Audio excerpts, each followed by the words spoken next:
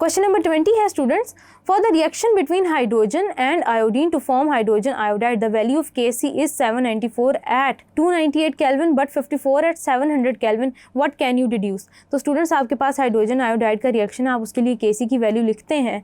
Kc की value ज़्यादा होती है जब टेम्परेचर आपके पास 298 केल्विन होता है एंड 54 होती है जब आप टेम्परेचर इंक्रीज़ करते हैं. इसका मतलब ये है कि ये जो रिएक्शन है वो एक्सोथर्मिक है, क्योंकि जब आप टेम्परेचर इंक्रीज़ कर रहे हैं Kc की वैल्यू डिक्रीज़ हो रही है. इसकी वजह से ये इसलिए है क्योंकि टेम्परेचर अगर आप इंक्रीज़ करेंगे तो इक्विलिब्रियम बैकवर्ड चला जाएगा. Therefore concentration of reactant increases and decreases the concentration of product hydrogen iodide. So students, that's all for today.